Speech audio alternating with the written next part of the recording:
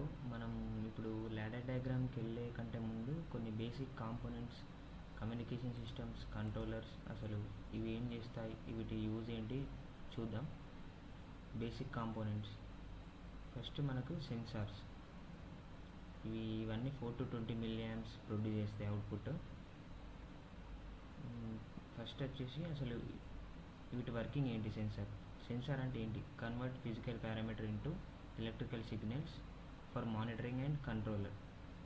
అంటే బయట జరిగే ఇప్పుడు టెంపరేచర్ సెన్సార్ ఉంది, ఏం చేస్తుంది? టెంపరేచర్ ఎంతున్నదో సెన్స్ చేసి అదిటిని ఎలక్ట్రికల్ సిగ్నల్స్ రూపంలో మనకు కంట్రోలర్కు పంపిస్తుంది. అప్పుడు మనం అది మన కంట్రోలర్ ఏం చేస్తుంది? హెచ్ఎంఐ కన్వర్ట్ చేస్తుంది, అంటే హ్యూమన్ మిషన్ ఇంటర్ఫేస్. మనకు అర్థమయ్యే లాంగ్వేజ్లో కన్వర్ట్ చేసి మనకు హెచ్ఎంఐ ఆర్ స్కాడాలో చూపిస్తుంది. దాన్ని బట్టి మనం మానిటరింగ్ చేసుకోవచ్చు. సేమ్ ఇది కూడా pressure sensor, position sensor, proximity sensor. Temperature sensor అంటే టెంపరేచర్ని సెన్స్ చేసి మనకు పంపిస్తుంది. ప్రెషర్ని సెన్స్ చేసి మనకు పంపిస్తుంది. పొజిషన్ అంటే కంట్రోల్ వాల్స్లో యూజ్ చేస్తాం. ఇది కంట్రోలర్ పొజిషన్ ఎంత ఉంది అని సెన్స్ చేసి మనకు పంపిస్తుంది. ప్రాక్సిమిటీ సెన్సార్ అంటే ఒక మెటల్ లేదా ఒక బాక్స్ దేనైనా డిటెక్ట్ చేస్తుంది. అది డిటెక్ట్ అయినప్పుడు మనకు సెన్స్ చేసి పంపిస్తుంది, ఫలానా డిటెక్ట్ అయిందని చెప్పేసి. ఇవి సెన్సార్, బేసిక్ సెన్సార్స్ మనం ఇండస్ట్రియల్లో యూజ్ చేస్తాం. Next communication systems. Wired communication function. అసలు కమ్యూనికేషన్ సిస్టమ్ ఏం చేస్తుంది? Transmit data between controllers, sensors and actuators in an industrial network. మనకు డేటా ట్రాన్స్ఫర్ చేయడానికి కంట్రోలర్కి డేటా ట్రాన్స్ఫర్ అవ్వాలంటే ఎట్లయితుంది? ఒక కమ్యూనికేషన్ ఉండాలి. దేనికి? సెన్సార్కి మధ్యలో కంట్రోలర్కి. సెన్సార్ కంట్రోలర్ మధ్యలో ఒక పాత్ క్రియేట్ చేయడానికి మనకు కావాలి. అదే కమ్యూనికేషన్ పాత్. దీనిలో చాలా టైప్స్ ఉన్నాయి. టైప్స్ వచ్చేసి 1 వచ్చేసి RS-232 serial communication for simple device connections. ఇది సీరియల్ కమ్యూనికేషన్ చేస్తుంది. దేనికి? PCs and modems, PCs and printers. ప్రింటర్కి ఉన్న పీసీకి మధ్యలో ఒక కేబుల్ ఉంటుంది కదా, అదే RS-232. కాకపోతే దీని డిసడ్వాంటేజ్ ఏంటంటే ఇది షార్టేజ్ డిస్టెన్స్, అంటే చాలా దగ్గర ఇంతే డిస్టెన్స్ ట్రావెల్ చేస్తుంది. లాంగ్ డిస్టెన్స్ అయితే ఇది వర్క్ చేయదు కరెక్ట్గా. మళ్ళీ తక్కువ స్పీడ్, లోవర్ స్పీడ్. అందుకే దీన్ని మనం యూజ్ చేయం ఆటోమేషన్లో. Next RS-485. ఇది 485 అనేది దీనికి అడ్వాన్స్డ్ వర్షన్. అంటే higher speed, long distance transmit చేస్తుంది. పాయింట్ టు పాయింట్ కమ్యూనికేషన్, అంటే ఒక్క మోడెమ్ నుంచి చాలా నెట్వర్క్స్కి కనెక్ట్ అవుతుంది, మల్టిపుల్ డివైజెస్. ఇంకా నెక్స్ట్ వచ్చేసి మోడ్ బస్ అంటే ఇది ఫ్రీగా అవైలబుల్ ఉంటుంది బయట, అందుకే open communication protocol for industrial automation అంటాము. ఇది చాలా పాపులర్. పిఎల్సీలో కానీ, హెచ్ఎంఐలో కానీ, సెన్సార్స్, స్కాడా వీటిలో చాలా యూజ్ చేస్తాం ఇది మోడ్ బస్ అనేది. నెక్స్ట్ వచ్చేసి ప్రాఫిబస్ అనేది హై స్పీడ్ నెట్వర్క్ అన్నట్టు. ఇది చాలా ఫాస్ట్గా ట్రాన్స్ఫర్ చేస్తుంది డేటా అనేది. హార్ష్ ఎన్వైర్న్మెంట్లో వర్క్ చేస్తుంది అని అంటే డస్ట్ కానీ, హీట్ కానీ, కోల్డ్ కానీ, టెంపరేచర్ని ఎలా ఉన్నా కూడా ఇది చాలా హై ఎఫిషియన్సీతో వర్క్ చేస్తుంది. నెక్స్ట్ వచ్చేసి Profinet, Ethernet based protocol for real time automation. ఇది ఎందుకు అని అంటే మనం పిఎల్సీ నుండి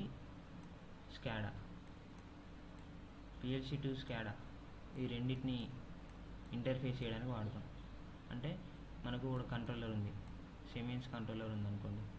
ఆ కంట్రోలర్ నుంచి దానికి ఒక హెచ్ఎంఐ డివైస్ ఇచ్చాము. హెచ్ఎంఐకి కంట్రోలర్కి మధ్య కమ్యూనికేషన్ ఎస్టాబ్లిష్ చేయడానికి ప్రాఫినెట్ అనేది యూజ్ చేస్తాం మనం. Next Ethernet IP. ఇది చాలా అడ్వాన్స్డ్ TCP/IP ప్రోటోకాల్. అంటే ఇది ఏ ప్రోటోకాల్ వాడుతుందంటే common industrial protocol, CIP. Common industrial protocol. ఇది మెయిన్గా ఇండస్ట్రీస్లో చాలా యూజ్ చేస్తారు. ఫిజికల్ డేటా లింక్ లేయర్స్, ఓఎస్ఐలో మనకు డేటా లింక్ లేయర్స్ ఉన్నాయి కదా, అందులో ఫస్ట్ 2 లేయర్స్ని యూజ్ చేసుకొని ఇది వర్క్ చేస్తుంది. నెక్స్ట్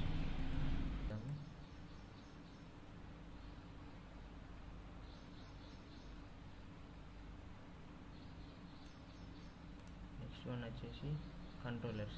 అసలు కంట్రోలర్స్ అంటే ఏంటి? Function make decisions based on sensor input and execute automation logic. అంటే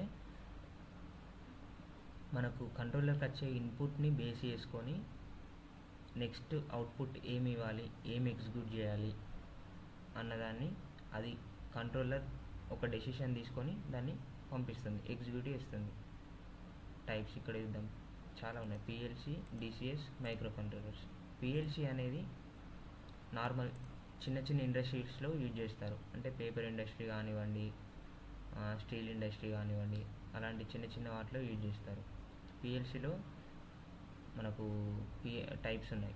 సిమెన్స్, అలెన్ బ్రాడ్లీ, రాక్వెల్, ప్రాక్సిమ్ మిషన్ ఎడిషన్, ఇది ఎమర్షన్ వాళ్ళది. And next DCS.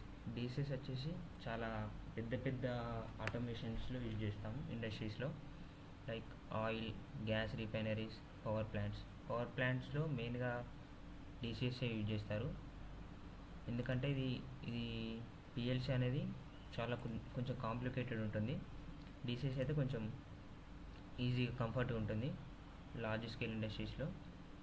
Next micro controllers used in small automation applications. ఇది చిన్న చిన్న వాటిలో యూజ్ చేస్తారు. చిప్ మ్యానుఫ్యాక్చరింగ్ డిజైన్ కానీ ఏదైనా చిన్న చిన్న వాటిలో మైక్రో కంట్రోలర్స్ యూజ్ చేస్తారు. ఎందుకంటే మైక్రో కంట్రోలర్స్కి స్పేస్ తక్కువ, లోయర్ ఎఫిషియన్సీ, ఇలా కొన్ని డిసడ్వాంటేజెస్ ఉన్నాయి. నెక్స్ట్ వచ్చేసి మనం అడ్రసెస్ ఎలా తీసుకున్నారో చూద్దాము. I0.0, I0.1, Q0.2, Q0.3 ఇవి ఎలా వచ్చాయి అనేది చూద్దాము.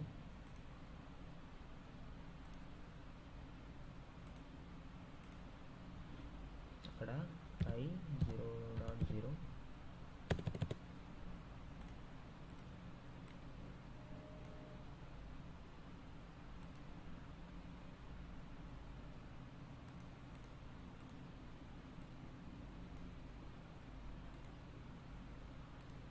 I0.0 అంటే I అంటే మనకు ఇన్పుట్. నెక్స్ట్ ఈ ఫస్ట్ 0 వచ్చేసి బైట్. నెక్స్ట్ ఇంకో 0 వచ్చేసి బిట్. అంటే మనకు 8 బిట్స్ అయితే 1 బైట్ కదా. అంటే I0.0ని ఫస్ట్ వస్తుంది, I0.1 అట్లా I0.8 అయిపోయిన తర్వాత మళ్ళీ ఇక్కడ 1 వస్తుంది. చూద్దాం.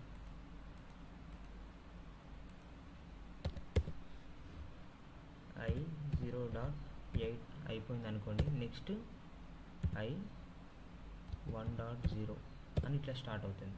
నెక్స్ట్ I1.1, 1.2 అట్లా స్టార్ట్ అయ్యి అప్ టు మీ పిఎల్సి, మనం తీసుకున్న పిఎల్సిని బట్టి అడ్రసెస్ అనేవి ఉంటాయి. సేమ్ అవుట్పుట్ కూడా అలానే ఉంటుంది. ఎట్లా ఇప్పుడు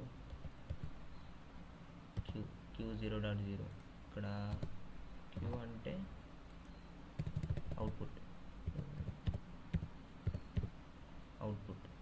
ఇక్కడ Q0.0 ఇది అది కూడా బైట్ బిట్ సేమ్ 8 బిట్స్ అయితే 1 బైట్. Q0.8 అయిపోయిన తర్వాత Q1.0 నుంచి స్టార్ట్ అవుతుంది ఇట్లా Q. ఇప్పుడు నెక్స్ట్ మనం ఇంకోటి తీసుకుందాం శాంపుల్. ఇక్కడ వచ్చేసి మెమొరీ తీసుకుందాం.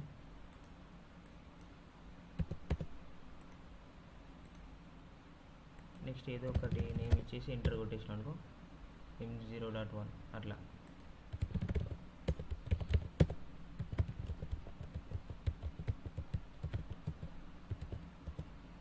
అప్ టు 8 వచ్చినాయి.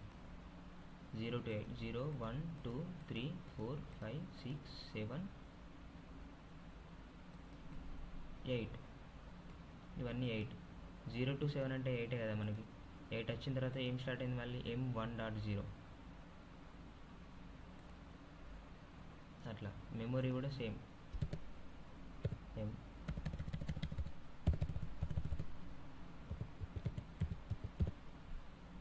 M0.0 same. ఇక 3 సేమ్ అన్నట్టు. బిట్ బైట్ 8 బిట్స్ అయితే 1 బైట్. అవి అలా కంప్లీట్ అయిన తర్వాత ఇలా మళ్ళీ స్టార్ట్ అవుతుంది. నెక్స్ట్ ఇంకొక బేసిక్ చూద్దాము. మనకు మెయిన్గా 5 ఉంటాయి. ఏంటి అవి? Arithmetic, logical, sequential, non sequential, timers and counters. ఇవి 5 మెయిన్. ఏంటి అవి? A, L, S, T, C.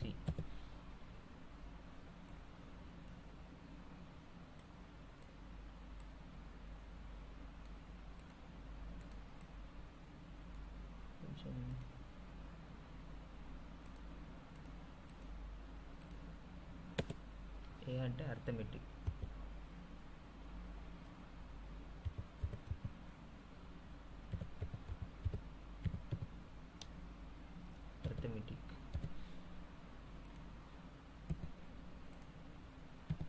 Logical,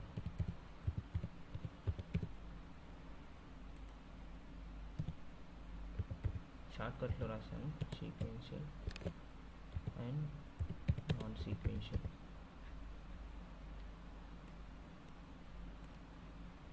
next timers and counters. ఇవి చాలా మెయిన్. ఈ 5 ఉంటే మనకి పిఎల్సి బేసిక్స్ అనేది ఈజీగా అర్థమవుతుంది. మనం ఏదైనా ప్రోగ్రామ్ డిజైన్ చేయాలన్నా కూడా ఈజీగా డిజైన్ చేసుకోవచ్చు. ఇవి ఎలా చేయాలనేది లాడర్ డయాగ్రామ్స్ వచ్చినప్పుడు స్టెప్ బై స్టెప్ ఒక్కొక్క సెషన్ అవుతూనే ఉంటుంది. Timers, counters, arithmetical operations, logical operations, ఇవన్నీ చూద్దాము. నెక్స్ట్ మనకి ఇక్కడ బ్లాక్స్ ఉన్నాయి. Organization block, functional block, function, data block. ఇవేంటనేది ఈ సెషన్లో యూజ్ చేస్తే నెక్స్ట్ సెషన్ నుంచి మనం లాడర్ డయాగ్రామ్ స్టార్ట్ చేసుకోవచ్చు.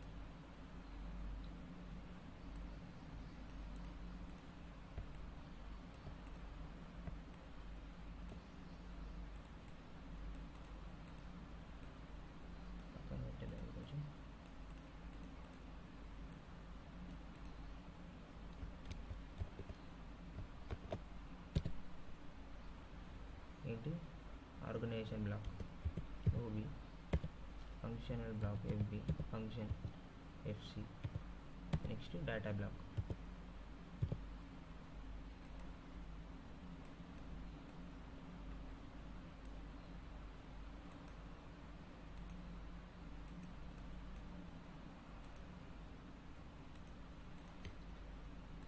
OB అంటే ఆర్గనైజేషన్ బ్లాక్,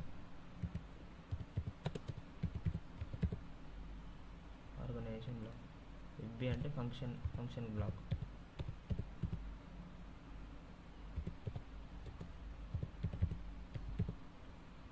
FC అంటే నార్మల్ ఫంక్షన్.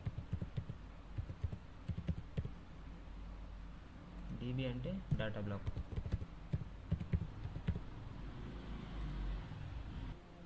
ఆర్గనైజేషన్ బ్లాక్ అంటే మెయిన్ బ్లాక్. మనం ఏ ప్రోగ్రామ్ ఎగ్జిక్యూట్ చేయాలన్నా కూడా ఆర్గనైజేషన్ బ్లాక్లో ఉండాలి. ఫంక్షనల్ బ్లాక్ అంటే ఫంక్షనల్ బ్లాక్ డయాగ్రామ్. మనం ఆర్గనైజేషన్ లాడర్ డయాగ్రామ్ క్రియేట్ చేసి ఆ లాడర్ డయాగ్రామ్ని ఫంక్షనల్ బ్లాక్ కింద కన్వర్ట్ చేయొచ్చు. ఇది పర్మనెంట్. ఇందులో స్టోర్ చేసిన ఫంక్షనల్ బ్లాక్లో స్టోర్ చేసిన డేటా అంతా డేటా బ్లాక్లో స్టోర్ అవుతుంది. కానీ ఈ ఫంక్షన్ అనేది టెంపరరీ. ఇందులో ఏది స్టోర్ చేసినా టెంపరరీగానే స్టోర్ అవుతుంది. కానీ ఫంక్షనల్ బ్లాక్ మాత్రం ఒక సేవ్ చేసుకోవడానికి ఒక డేటా బ్లాక్ ఉంది, అదే DB డేటా బ్లాక్. ఇది ఫంక్షనల్ బ్లాక్లో సేవ్ చేయాల్సిన అన్నీ ఇందులో సేవ్ అయిపోతాయి. నెక్స్ట్ ఆర్గనైజేషన్ బ్లాక్లో మనం లాడర్ డయాగ్రామ్ ఎలా రాయాలన్నది నెక్స్ట్ క్లాస్లో చూద్దాం.